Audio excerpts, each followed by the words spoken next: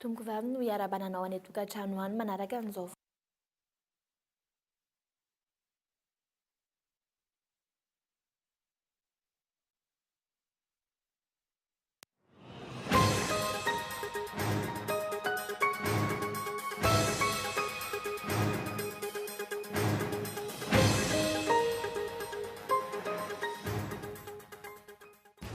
Raha rahampirenena fanontaniana vitsivitsy no novalian'ny filoham-pirenena androany. Mbola tokony azonina amin'ny toerana senita raha ny heviny. Fampianarana tsy andoavam-bola ny fampidirana mpianatra any amin'ny ambaratonga voalohany saingy tsy vita iray andro ny fahamana ny olany framina. Ankilan'izay nateriny filoham-pirenena fa mila fanjakana maro toerana isika ankehitriny any anganan'ny toe-karena ka mila filaminana.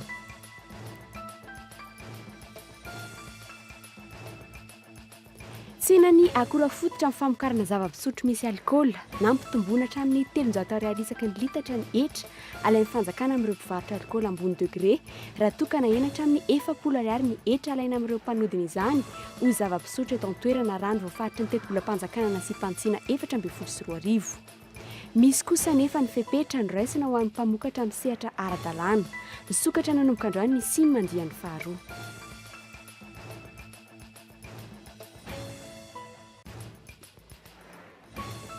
Fifandraisan-davitra mifanolana ankehitriny ministera tompona andraikitra sy ny lehibe ny orinasa serasera rehetra eto Madagasikara ny amin'ny fametrahana ny TNT ny volana Jona 2024. Mpandraharaha malagasy sa vahiny no ametraka izany eto amintsika, tsy mbola manana valiny ny fitondram-panjakana. Rantsily tsofina mahatratra 50 tapitrisa ariary no alohan'ireo orinasa serasera amin'izay orinasa andrehan-tany izany.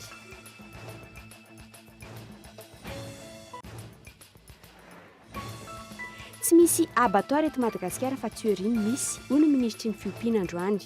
Abattoir manara-penitra sy ara-pahasalamana sy fahadiovana ny fepetra voalohany takin'ny tsena iraisam-pirenena. Akatona noho izany etsy akadina tombo ka afindra eny Akadievo amoron'ny kopa. Etsy ankilany lafo noho ny kapoaka ny vary ny vidin'ny voasary makirana iray amin'izao fotoana izao eny etsena. Avy any Mahajanga ny 700 isanjaton'ny voasary makirana amidy eto Antananarivo. Ny goavy no mahasolo azy raha ny fanazavana azo tamin'ny tsabo iray teto Andrenivohitra.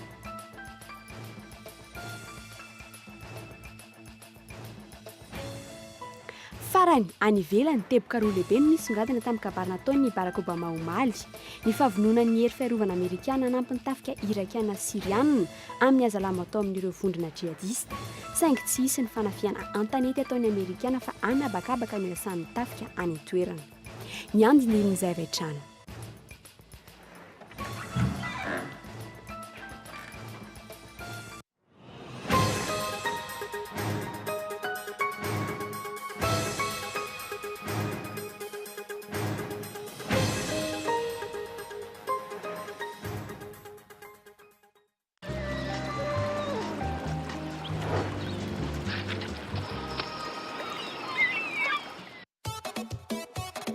Zay tadiavinao, hitanao avokoa.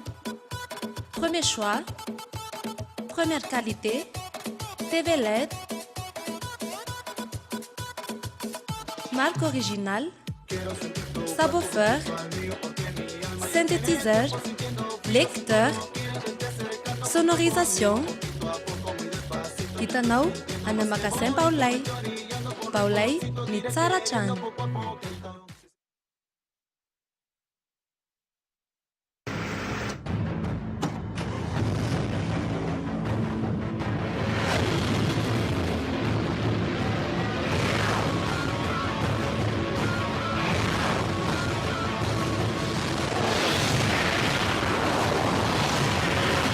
Avec Premium by Jovena, roulez plus, dépensez moins. Puissance, fiabilité, confort, économie. Nouveau, taux de soufre réduit dans notre gasoil. Jovena, le plein d'énergie.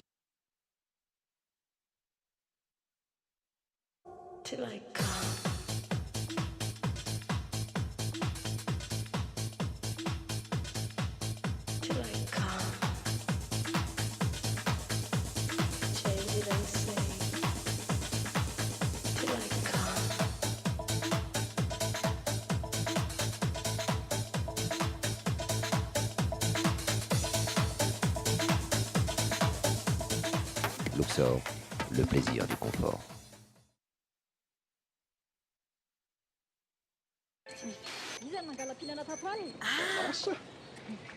Ahoana zay? KOLO TV ve jerenao io? Iaia, Manao koa zany na any Antananarivo ihany ange io mandeha. ka efa izy io. Ma TV plus viva koa. Ary zany sary zany eny atao tena qualité Numerika taloha TV ihany hitanao tao fa amin'izao efa miampireo télé gasy efatra hafa koa ao amin'ny canal 7 ihany afaka jerevanao naiza. afaka jerena naiza to Madagasikara zany io. Naiza. Aiza. 5 chaînes malgaches sont maintenant disponibles dans tout Madagascar. Alors rendez-vous dans les boutiques et distributeurs agréés Canal+. Canal Sat, regarde en mieux.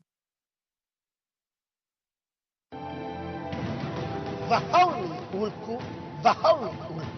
Folo taona ny aretana, folo taona namafazana, folo taona nandresena, ary folo taona nandehanana niaraka tamin'i Jesosy. Mafaly ny trano fivavahana vaovao ny oloko ny manasantsika hiara isotra n'Andriamanitra sy hidera azy noho ny fahatratrarany ny fahafolo taona. Dia faresiny devoly ndao hiakatra ho any amin'ny faholy azy. Tsy fotoana ny ranomasina intsony izao, tsy fotoana ny fitaraina. Efa nisy niady mba hampandresy anao. Ny sabotsy 13 ny volana septambra ho avy izao amin'ny 7 maraina tsy diso etsy amin'ny Coliseum Atsonjombe. Tsy ho afeniko aminao ny fanalahedin'ny faholy azy.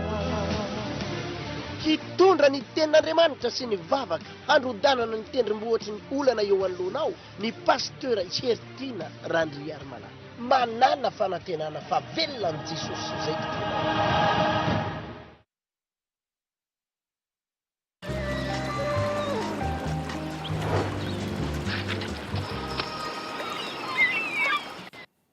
Re mbola ampifilena trano tomboky lahy sy tomboky vavy no hiarabananao any tokantrano any manaraka an'izao fampahalalam-baovao izao manasanao ary anaraka izany hatramin'ny farany. Fanontaniana vitsivitsy no novalian'ny filoham-pirenena mahakasika ny raharaham-pirenena androany. Mbola tokony azonina amin'ny toerana ny senita raha ny heviny. Nanteriny ihany koa ny hoe tsy adoavam-bola ny fampidirana mpianatra amin'ny ambaratonga voalohany ary tsy ho vita iray andro ny fahamahana ny olan'ny firamina. Ankilan'izay nanteriny filoham-pirenena fa mila fanjakana maro toerana isika ankehitriny. Hanaingana ny toe-karena ka mila filaminana. Fanadihadiana rahantsika amin'ny Andra Arson. Voasely zay nanaprofo ny fanadihadiana nataonay fa mbola andoavam-bola ny fidirana any amin'ny EPP hatreto ary efa manomboka ny fampidirana mpianatra amin'izao fotoana izao. Vola alohan'ny ray aman-dreny fotsiny zany zao ho an'ny sakafo fandaovana ny karamaka mpianatra firama dia 7 alina isa-taona. Miampy zay a 5 ariary anaty caisse de soutien alohan'ny ao amin'ny talia-tsekoly zany. Naterin'ny filoham-pirenena nefa androany ny teniny fa mba miampina ny fisaratana anarana ny tsekoly ho an'ny EPP ary atao tsikelikely ny fahamahana ny olona amin'ny firamina. Efa nisy ezaka ngeza be zay natao teo mbola tsy nisy an'izany hatramin'izay saky no milaza an'izany hoe amin'ity taona 14 ity dia misy ray alina ny poste budgétaire zay nomena mbola itoy izay ezaka izay fa hoka kosa tsy atao hoe androany ray andro dia ho réglé daholo problema rehetra ny 50 taona zay dia tazomiko zay tsy tokony andoha ny sara amin'ny fampidirana ny mpianatra ny ray aman-dreny zay nge le natsoitsika le hoe gratuité tsy misy tsony ny reo le droit zay aloha ny ray aman-dreny fampidirana mpianatra amin'ny sekolim-panjakana aty amin'ny ambaratonga fototra zany ka efa zava-dehibe zay. Momba ny raharaha politika tsy nofarita amin'ny filoha ihany koa na ao amin'ity taona ity na tsy ny fifidianana kominaly. Araka ny faniriny kosa ny senita ny tokom-bory karakara izany. Fa ny any angatahako fotsiny dia hoe amin'ny jerena ny anatanterana fifidianana sy ny fiomankomanina rehetrarehetra dia za resy lahatra fa ny senita amin'izao fotoana izao ny tokony anao an'izay ary miantso andry zareo mba hijery sahady ny fandaminana rehetra zay ilaina amin'ny anatanterana zany zavatra. Reo nambaran'ny filoham-pirenena io tsy mbola vita tamin'ny fifidianana solombavam-bahoaka teo izany ny asan'ny voamera-mareo tena misahana ny fifidianana ao amin'ny tetezamita.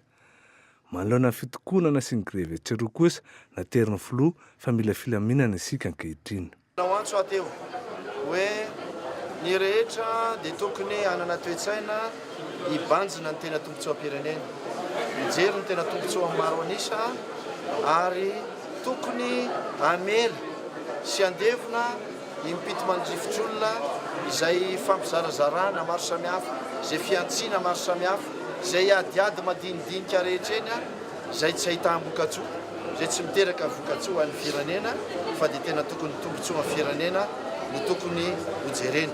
Ankoatr'ireo maro teboka mafampany eto amin'ny firenena tato ato izay niandrasana fanazavana sevitra avy amin'ny filohan'ny repoblika toy ny olona ny délestage, ny bois de rose, ny an'ny université ary ny fahazoan'ny sy ny tsena fanapareahana ny TNT izay isan'ny vaovao ankehitriny. Tsy naneho hevitra momba ireo ny filoham-pirenena androany manoloana ny mpanao gazety. Mbola amin'izay lafiny politika izay hatramin'ny 9 volana tsy aorian'ny nitsanganan'ny parlemanta, mbola tsy misy ny filohan'ny mpanohitra izay tokony ho filoha lefitra fafito eny amin'ny anteny meram-pirenena, mifanilika andraikitra amin'ny anton'izany na ny mpitondra ireo milaza azy ho mpanohitra, ary samy manana ihany koa ny fandikany lalàna velona mahakasika izany. Manana toerana lehibe anefa ny fanoherana amin'ny tany rehetra milaza azy ho republikana mampiatra ny demokrasia. Andrarson. Ny tsy fisian'ny projet de société eto amin'ny firenena na avy amin'ny mpitondra na avy amin'izay milaza azy ho mpanohatra no tsy ahafahana mitaratra mazava ny atao hoe fanoherana ara-demokratika eto amintsika raha ny hevitra mpanao politika iray. Eo dia eo ihany koa ny fisafotofoton'ny hevitry ny mpanao politika mahakasika ny fanoherana, antony hafa ihany koa mampitarasika amin'ny fanendrena ny lehibe ny mpanohitra. No tsy fisiana projet de société mazava tsara avy any amin'ny fitondram-panjakana ihany koa satria na le PGE aza ange na hoe le programme général de l'État zay natao tonga zavatra klasika. Ny fanoherana ange tsy resaka hoe olona no toheriko hoe fa ny fanoherana dia fomba fijery projet de société roa samihafa mifanohitra no lazana hoe misy fanoherana. Ao ka hazava tsara ny resaka avoa ny projet de société, avoa io vision économique anao io mba hahafantarany hafa ihany koa hoe mety sa tsy mety ilay izy. Miainga avy amin'ny fifanarahana toko politika milaza azy ho ara-dalàna eny anivon'ny ministeran'ny tany no hanendrena ny filohan'ny mpanohitra eto Madagasikara, hoy ny loharano Vaovao avy amin'ity ministera ity. Ilaina noho izany ny fitambaran'ny mpanohitra manondro izay filohany. Tsy voatery hitambatra anao izany ny mpanohitra fa tsy mifanaraka amin'ny toe-tsaina demokratika sy ny zava-misy izany no antoko-hevitra ho amin'ny firenena. Tsy ho possible raha izany no andrasan'ny fanjakana hoe hirahina aloha zany ny mpanohitra rehetrarehetra fa ny olona mitovitovy hevitra sy ny foto-kevitra no mitambatambatra ka mijery amin'ny angle anankiray hoe zao ny tokony hanoherana firenena ny fitondrana misy eo dia reny no mitambatra na ry zareo ao anatin'ny fitondrana ary ane zao amin'izao fotoana zao dia tsy mifanara-kevitra mifanipa-kevitra raha zareo ko manina moa ny mpanohitra ny forsena hiray hevitra toly. Loharanom-baovao mari-pototra no nahafantarana fa raha tsy misy mifanarana amin'ny samy antoko-mpanohitra manoloana amin'ny fanendrena izao filohan'izy ireo dia izay olona natolotry ny antoko politika ka nandray anjara tamin'ny fifidianana solombavam-baovaka farany teo ka nahazo vato betsaka indrindra no omeny toerana io.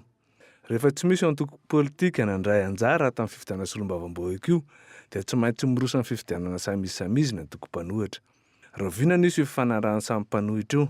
Hatreto raha ny fantatra dia antoko politika mpanohitra 3 no misoratra ara-dalàna ny amin'ny ministeran'ny tany, isan'izany ny antoko TSD sy ny hafitra ho amin'ny firenena. Anangana hotely lehibe eto ny fanjakan'ny Émirats Arabes Unis manomboka amin'ny taona 2024. Sehatra efatra no voakasika izay fiara-miasa izay manomboka ny taona 2024. Ny fampiasam-bola, ny fitaterana anabakabaka, ny varotra ary voatsindry manokana tamin'izany ny tontolon'ny fizahan-tany. Niona tamin'ny ministry ny raharaham-bahiny Razavitrimo ary Solalio maraina io, ny ambasadôrin'ny Émirats Arabes Unis Essa Abdullah, ny fampitana ny fanasana avy amin'ny ministry ny raharaham-bahiny Émirats Arabes Unis amin'ny fivoriana izay ataony volana Oktobra izao sy ny fanamafisana ny fiara-miasa amin'ny Madagasikara no antondiany fanampanazavana.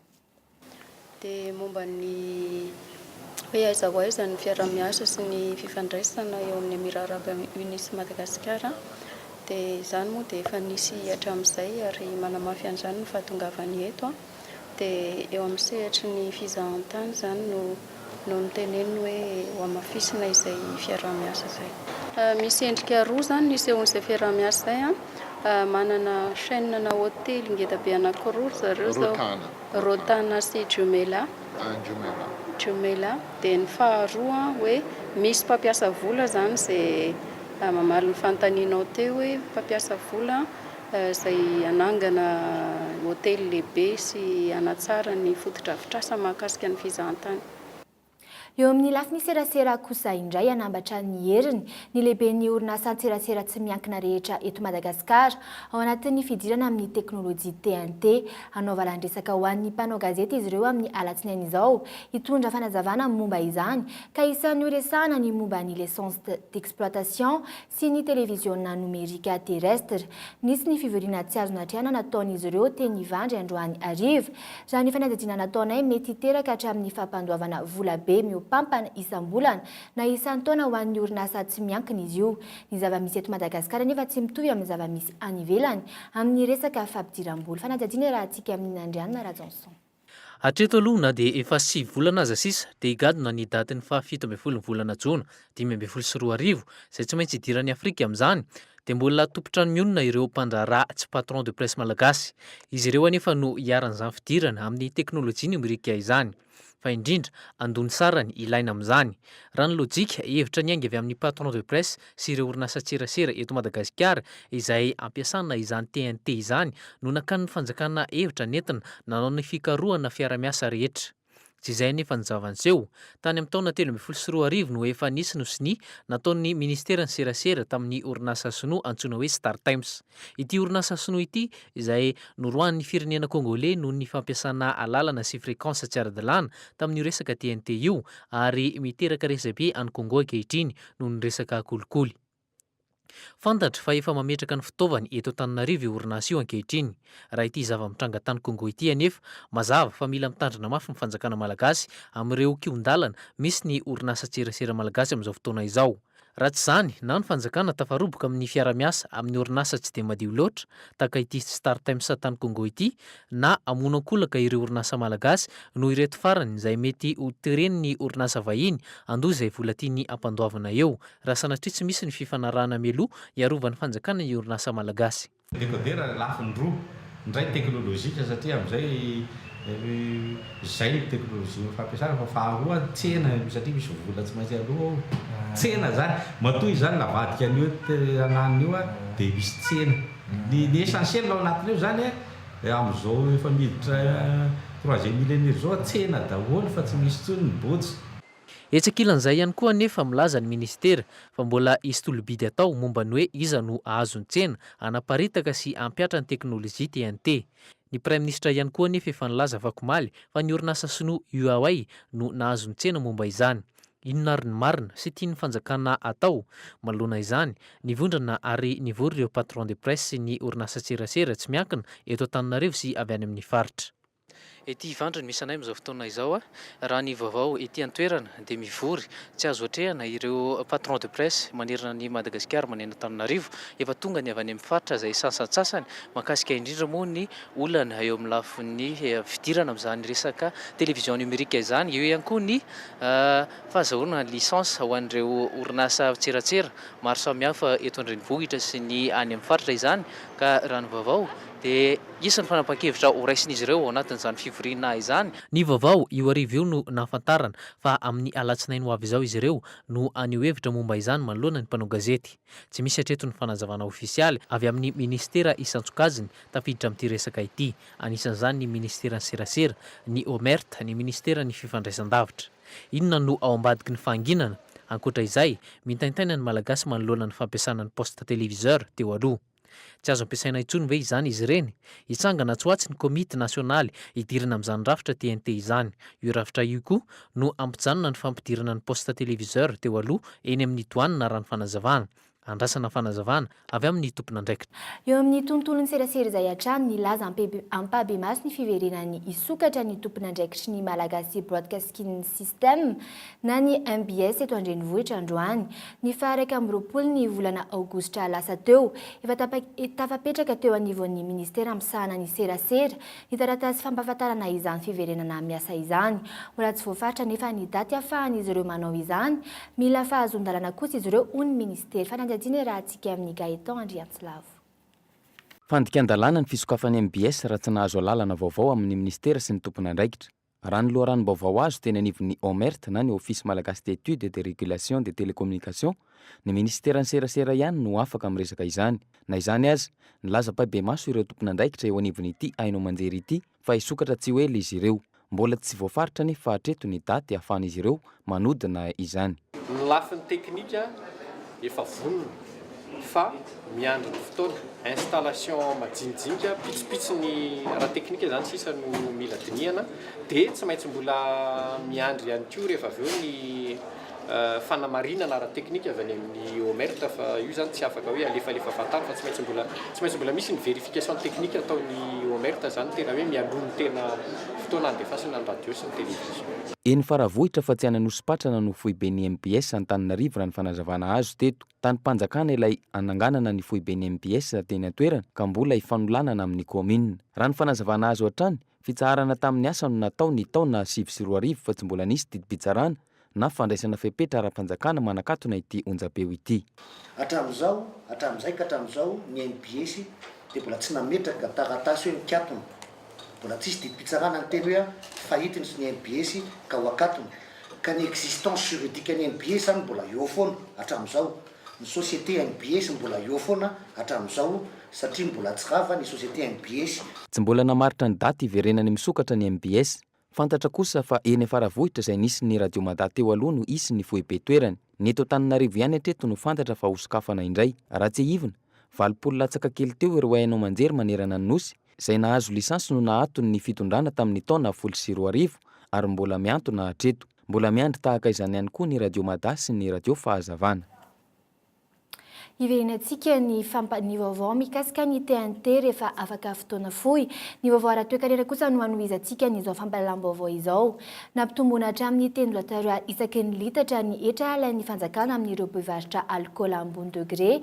Raha tokana hena hatramin'ny 40 ariary ny etra alaina amin'ireo mpanodina izany ho zava-pisotro eto an-toerana. Isan'ny andraikitra noraisan'ny fitondram-panjakana anohanana ny sehatra tsy miankina izany raha nambarany filoham-pirenena androany. Fepetra izay ekeny ny mpamokatra hatreto saingy tsy mbola voafaritra ny andindiny. Fanadihadiana raha antsika amin'ny Andro Andrenaso.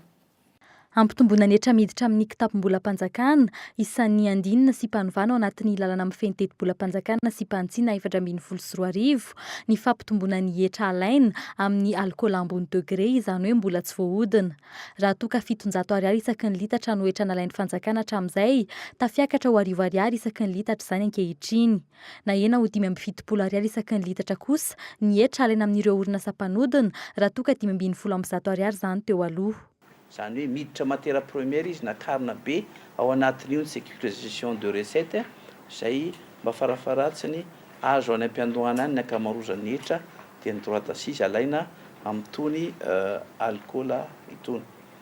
Isan'ny ezaka hampandoavana ireo anatin'ny sehatra tsy ara-dalàna dia ireo mpamokatra toka gasy ihany koa araka izany ity fepetra ity. Tsy mbola mahafantatra ny andindiny mahakasika io andiny ao anatin'ny lalana amin'ny fenitetim-bola-panjakana sy mpantsiana io ny orinasa iray mpamokatra toka eto amintsika. Raha ny fahitany azy avy aty ivelany tokony entitra izy. Kanefa rehefa alalinina izy eo zany mbola mety misy pitsopitsony izay mety tsy ho anjarana angamba ny lesaka izy amintsika rehetra fa rehefa zareo any ilaza azy rehefa avy eo na hivoaka enina izy hoe ohatran'izao le tena pitsopitsony fa raha jerevana amin'ny nambara tamin'ny fomba ofisialy dia mety aminay izy aloha. Isan'ny fanohitra iray anetsy-handray ny toe-karena ny fampandrosoana ny sehatra tsy miankina raha nambaran'ny filoham-pirenena androany. Ity sehatra ity izay nanaovan'ny Antsoavo mba hampiasa vola eo amin'ny fanatsarana ny fitaovana, ny fanofanana ary ny fikarohana. Misy ihany koa anefa ny andraikitra ho raisin'ny fitondram-panjakana manoloan'izany. Ny fitondram-panjakana dia anampy, anohana, ametraka fototra izay azahoana amin'ny fampiraharaha voalohany ary azahoana ihany koa mametraka izay azo lazaina hoe fototra iarahana amin'izay fampandrosoana izay. Tsy maintsy hojerena ny eo amin'ny lafiny araka ny etra, ny aba, hojerena ny iantohana, ny tena hoe fandriam-pahalemana, hojerena ny anatsarana ny famokarana herinaratra izay mora kokoa amin'izay mihoatra amin'izay misy amin'izao fotoana izao.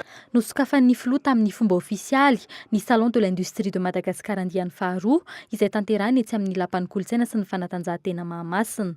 Mpandraharaha Anjatony Mahery no mandray anjara amin'izany, malagasy sy vahiny ary famporisiana ny fanjifana amin'ny vita malagasy no loha hevitra amin'izany. Amby-mpiaona ny mpandraharaha toe-karena maro ihany koa ny SIM.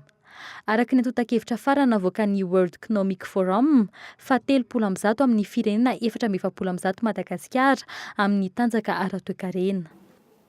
Mbola ao anatin'ny tsy fanjarian-tsakafo ny iray apatelon'ny tokantrano eto Madagasikara amin'izao fotoana izao. Tsy mbola ho atoato ihany koa no ny atratrarana ny Madagasikara ny fizakanteny ara-sakafo raha ny nambaran'ny PAM. Anton'izany ny tsy fitovian'ny olana eo amin'ny tsy fanjariana ara-tsakafo amin'ny faritra maro manerana ny nosy. Famatsim-bola mitetina $20 tapitrisa $1 no natolotra ny gouvernemanta japonais androany hoentina miady amin'ny tsy fanjarian-tsakafo any amin'ny tapany atsimon'ny nosy. Ny fanadihadiana rahantsika amin'ny zorakotondriny.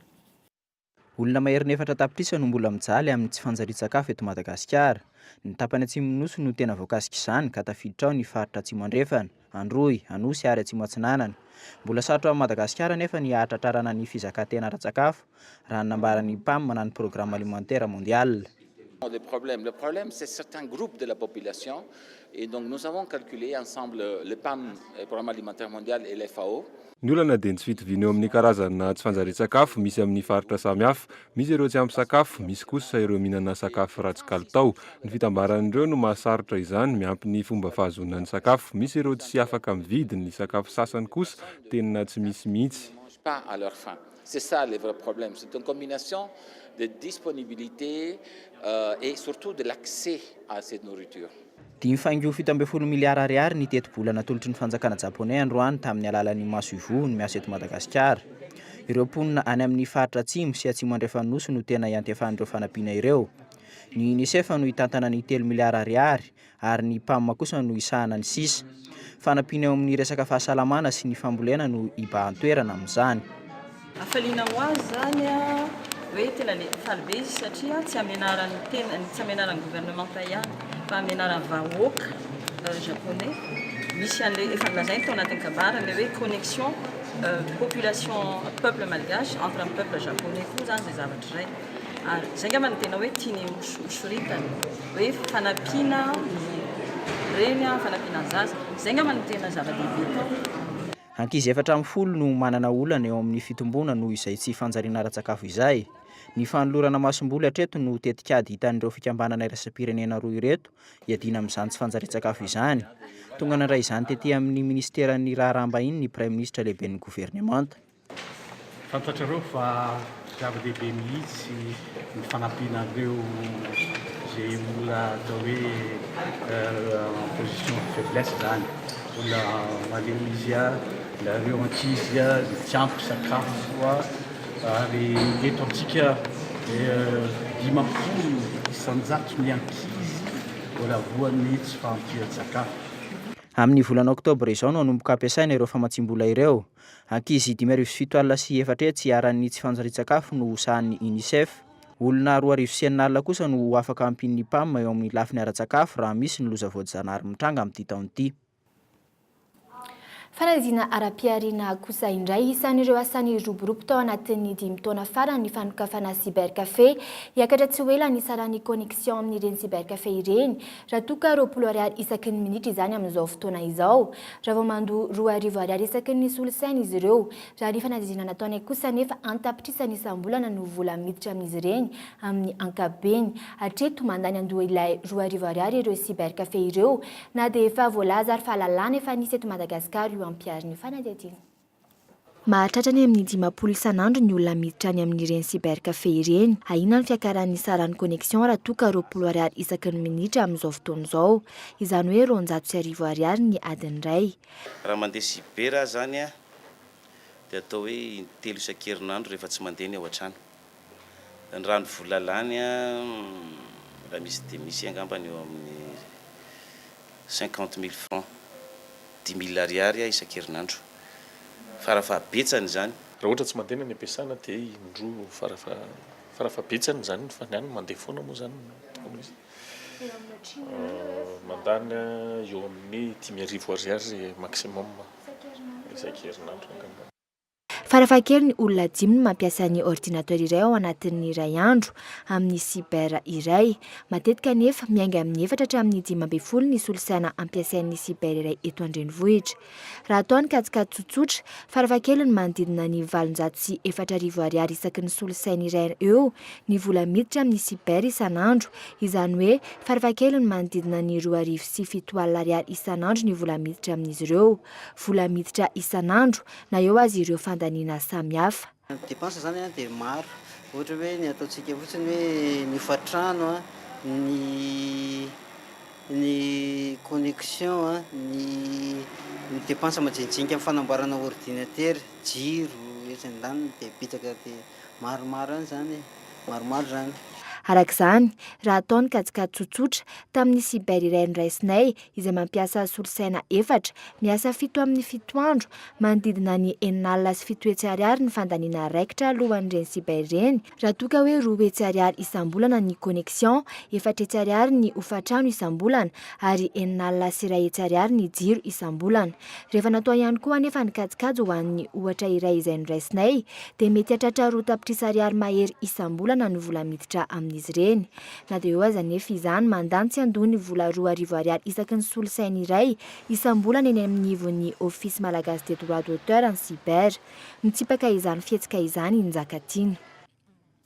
Raha resaka hoe problème an'ilay hoe cyber lasa resaka be amin'izao fotoana izao dia amiko tsotra kely izy hoe samy tompona andraikitra avokoa zany a, na ny omda na fitondram-panjakana na ny mpivoy na mpamoy na ny mpampiasa ny inona moa ty ny vokatra ny sangan'asan'ny mpanakanto zany. Raha ohatra ka tena hoe lalàna mitombona tsara mihitsiny a no takin'ny fitondram-panjakana amin'ny orinasa anankiray a, dia ataoko hoe tsy misy maharatsy an'izany satria tena hoe firenena tan-dalàna zany no tanjontsika eto Madagasikara. Ohatra ka tena hoe lalàna mitombona le izy a dia inona ny salasalantsika ny hoe anaraka ny lalàna e. Isan'ny voafeny lalàna ka mandoa izany ohatra ny orinasa hafa toy ny fahitalavitra sy ny onjam-peo tsy miankina. Ho an'ireo izay manara-dalàna dia mandoa 4 tapitrisa ariary isan-taona. Ny onjam-peo kosa 2,5 tapitrisa ariary isan-taona. Raha ny fanazavana azo tamin'ireo tompona andraikitra eo anivon'ny Asibimad na ny fikambanan'ny cybercafé eto Madagasikara, raha toka ny fangatahana ny fampianana ilay 2,000 ariary takin'ny omdano nangatahan'izy ireo teo aloha, mandany andona ohatrinona na ohatrinona izy ireo amin'izao fotoana izao. Eo am-piandrasana ny valin'izay fangatahan'izay ny anivon'ny ministeran'ny kolotsaina izy ireo ankehitriny. Tsy misy abattoir eto Madagasikara fa Turin misy ny ministry ny fiompiana. Mila ezaka lehibe avy amin'ny fanjakana ny fametrahana abattoir manara-penitra sy ara-pahasalamana. Fepetra voalohany takin'ny tsena iraisam-pirenena indrindra fa ny avy any Europa, ahafahan'ireo mpandraharaha manondrana enomby any. Akatona noho izany ny etsy akandratombo fa afindreny akadievo amoron'ny kopa. Fanadihadiana rahantsika amin'ny Andre Arson. Omby 70 kisoropolo isan'andro no vonona eny Akadindratombo. Izay tao tanan'ny komina ambanivohitra Lasotro, hoentina mantsina ny tsenana enomby sy hena kisoa eto Antananarivo renivohitra. Tsy maintsy asiana fitomboka avokoa raha hena rehetra mivoaka avy ao, izay ao ambany fanaraha-masombitsambo omby avy amin'ny ministeran'ny fiompiana sy fahasalamana. Fanatsarana famoahan-drano maloto no ezaka tokony atao amin'ny toeram-pamatsiana enomby an'Antananarivo renivohitra ity, araky ny tompona andraikitra iray eny Akadindratombo. Amin'ny maha-toeram-pamatsiana an'ilay izy dia hoe isan'andro dia misy foana ny famonoana omby sy kisoa. Ny problèmana eto ohatra zany zao dia amin'ny rano maloto hoe ka rehefa ny omby moa rahantsika mahita fa misy atao hoe le taimboraka sy le fanisana le tovakena dia sy maintsy misy rano maloto very. Dia amin'ny fivarinan'ny rano maloto zany misy indrokely eo aminay eto ka izay mety mahatonga mety misy fanelingelenina kely amin'ny manodidina hoe mety maheno fofona hafahafa ohatra. Hatreto fanafanana ny etsy Akadindratombo ny tetika sirosin'ny ministeran'ny fiompiana ankehitriny hanatsarana ny toerana famonoana omby sy kisoa anara-penitra ho an'ny tsenana enomby sy kisoa eto an-drenivohitra. Mpandraraha roa izay antolo iara sy tsy votovorona loatra amin'izao no nanangana famonoana omby an'ireo ena ondrany any Azia araky ny nambaran'ny ministry ny fiompiana. 20 ka hatramin'ny 70 omby isan'andro farafahabetsana no vonoina amin'ireo toeran'ireo. Fiarah-miasa amin'ireo mpandraharaha eo amin'ny sehatry ny fanondranana enomby anangana abattoir manaraka amin'ny fenitra Eoropeana no atao amin'ny ministera ihany koa ahafahan'ireo mpandraharaha ireo manondrana enomby any Eropa. Tuerie daholo zany misy eto fa tsisy abattoir eto na iray. Ny abattoir aloha zany eto Madagasikara mbola tsisy hoe tena abattoir manara-penitra loatra amin'izao. Ankoatran'ireo anankiroa izay ampiasain'izay roa amin'ny fanondrana ny hena. Fa amin'izao fotoana izao zany fitina mpanjakana no miezaka hanamboatra abattoir mba miezaka manaraka ny fenitra mba ara-pahasalamana sy ny fahadiovana zany. Ka ny voalohany aloha zany zao izay iarahana miasa ihany koa ny angaviana mpandraharaha vahiny dia ny eto Ankatondratombo izay tena fantatry ny rehetra izay mpandalo eo fa mamoaka fofona tena ratsy manimba tontolo iainana dia io zany zao no tena atsoatsy ny hanafoanana an'io dia efa misy tetikasa zany anoloana azy any KDF. Isa mampalaza amin'ny Madagasikara amin'izao tontolo izao ny omby gasy sy ny henany. Mialany taranaka nefa ny omby gasy ankehitriny noho ny fisian'ny olona mamono omby gasy vavy sy manondrana tsokotsoko azy ireo na dia samy voararan'ny lalàna velona eto amintsika avokoa azy izany. Ankoatr'izay, mirongatra tsy manam-pahatam-perana ny asan-dahala amin'ny fangalan'ny omby amin'ny faritra maro eto amin'ny nosy izay mbola tsy fantatra mazava izay tena antony mahatonga izany hatramin'izao. Antony ihany koa natonga ireo solombavam-bahoaka avy amin'ny faritra Tsimihina handrangaranga motion de censure amin'ny fidiran'ny parlementaire ho avy izao. Vaovao sosialy kosa indray lafo noho ny kapoaka ny vary ny vidin'ny voasary makirana iray amin'izao fotoana izao. Midangana ny vidin'izany eny anivon'ny tsena, 700 ariary ny singany amin'izany ny voasary makirana izay manana tahambony amin'ny vitamina C. Ankoatra ny finanana voankazo, ny goavy no mahasolo azy raha ny fanazavana azo tamin'ny mpitsabo iray teto Andrainovohitra fanadihadiana.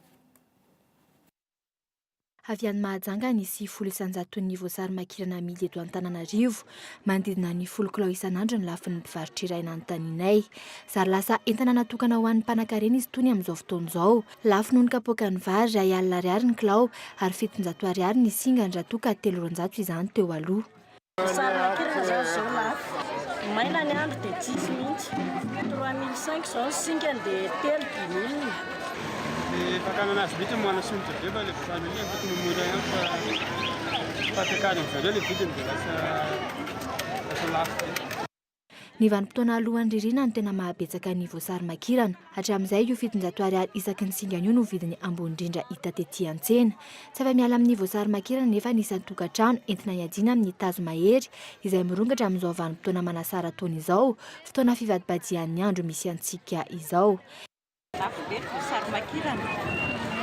Anao miara-misy moa zany tsy maintsy azo viana anaovanafana irana amin'ny pately tsy maintsy mividy. Etsy ankilany, ankoatra ny voasary makirana, ny goavy dia manana tahambony indrindra ihany koa amin'ny vitamina C. Avy dimy ny vitamina C hita ao amin'ny voasary makirana iray no hita ao amin'ny goavy iray. Ohatra zao tonga ny fotoanan'ny goavy dia ny goavy no voankazo be vitamine C indrindra, izy mitazona ny loha laharana amin'ny vitamine C ny goavy. Amin'izao vaninandro saison iainantsika izao dia tsy misy voankazo mahasolo ny voasary makirana. Na ny voasary makirana rehefa lafo be eny an-tsena dia raha olona salama vatana moa zany dia ampy ny finanana voasary, ny voankazo. Fa mampitsabo anay zany rehefa misy ny olona mahatsiaro reraka na hoe tratry ny gripa izy dia eo zay dia mampiditra ny vitamine C fa tsy ampy intsony ny voasary makirana. Na eo aza nefa izany samihafa ny voka-tsoa entin'ny goavy sy ny voasary makirana. Ity farany izay mitondra voka-tsoa maro toy ny fampihenana ny tanin'ny menaka eo amin'ny vatana ary manampy amin'ny fandevonan-kanina. Eo amin'ny lafin'ny fampianarana kosa indray tafaresaka tamin'ny filohan'ny anteny meram-pirenena ihany ireo solotenan'ny mpampianatra Frame androany na dia efa feno moray gaza teny amin'ny manodidina. Fanelanelana eo amin'ireo mpampianatra Frame ireo sy ny ministeran'ny fanabeazam-pirenena no ataon'ny solombavam-bahoaka mba hitadiavam-baolana amin'izao toetra raha izao. Naharitra ora iray mahery teo ny resaka teto ary tsy afaka nanatrika izany ny mpanao gazety. Tsy androso vahaolana mivantana ho an'ireo mpampianatra Frame nefa ny solombavam-bahoaka raha nambara ny filohan'ny tao aorian'ny fifampiresahana arahantsika ny fanampanazavana. Maha ray aman-dreny anay amin'ity androm-panjakana ity dia nihaino andro zareo ary rehefa nifampiheno teo moa dia heveriko fa ny antony ohatrany hoe mampisy ny olana amin'izao fotoana izao dia tsy misy ny fifampiresahana eo amin'izareo mpampianatra frama zany sy ny ministera izay mpiay azy ka eo anatrehan'izany dia heverina fa tokony ho voavaha ny olana rehefa misy ny fampiresahana ka zahay zany dia hikaroka ny fomba isin'ny fampiresahana sy fifankalozan-kevitra eo amin'ireo tonta mba isin'ny famahana ny olona izay misy eo zareo. Ny vaovao avy any ivelany kosa no amaranantsika n'izao fampahalalam-baovao izao. Tsy hiemotra i États-Unis amin'ny herisetra ataon'ireo vondrona djihadiste ao Iraka, itony ny fanafiana ataon'ny Amerikanina tsy ao Iraka ihany fa ao Syria ihany koa, isin'ny ny faritra maro eo ambanin'ny fifehezan'ireo vondrona mpampiororona ireo silamo mahery fihetsika ankehitriny. Teboka roa lehibe no nisongadina tamin'ny kabary nataon'ny Barack Obama omaly, dia ny fahavononan'ny hery fiarovana Amerikanina hanampy ny tafika Irakianina sy Sirianina amin'ny hazalambo ataon'ireo vondrona djihadiste, saingy tsy hisy ny fanafiana an-tanety ataon'ny Amerikanina fa anabakabaka avokoa. Fanadihadiana eo amin'ny sarin'ny France 24. Paikady entinay amin'ny tena ny asa fampiororona ataon'ny jihadista ny fanafiana anabakabaka. Mazava ny tanjony atao azy lambo izy ireo any amin'ny faritra tsirairay misy azy. Tsy ambaamby izahay amin'ny fanafiana ireo vondrona jihadista ny État islamika, na izany ao Syria na ao Iraka. Entitra sady mazava ny kabary nataon'ny filoham-pirenena Amerikanina Barack Obama raha nitafany vantana tamin'ny vahoaka Amerikanina na nazava ny paikady entina andemena ny mpampiororo jihadista. Fandemena fa indrindra famitehina amin'ny fanafiana anabakabaka ataon'ny andian-tafika manokana Amerikanina anampy ny tafika an-tanety izay vetary ny tafika Irakianina sy Sirianina. Nilazany anampy miaramila 500 isa ny filoham-pirenena Amerikanina. Roso ny dio izy ary tsy anaky-hemitra intsony ny tenany. Tiako tsapany vahoaka fa tsy mitovy amin'ny fanafiana efa natao tany Iraka sy Afghanistan hatramin'izay miezaka tomboka manomboka eto. Tsisy ny fanafiana amin'ny tany hafa ataon'ny miaramila Amerikanina raha ny nambarany hatrany. Etsakilany, nangataka fandanin-dalàna amoahana vola amatsiana ny ezaka amin'ny fanamafisana hitraikefa ananana sy famatsiana fitaovana ireo Sirianina ny filoham-pirenena Amerikanina. Vola mitetina $500. Toy ihany kosa nefa etsan-daniny ny fandresen-dahatra ireo firenena hafa amin'ny fifanomezan-tanana amin'ny ady atao amin'ny vondrona jihadista. Ampolon'ireo firenena efa namaly ny antso toy ny Frantsay, ny François Hollande izay gadona ao Iraka raha ampiso. Dia iny ihany koa no mamalana n'izao fampahalalam-baovao izao, misaotra anao nanaraka izany hatramin'ny farany ary manome fotoana anao amin'ny manaraka indray. Veloma tompoko.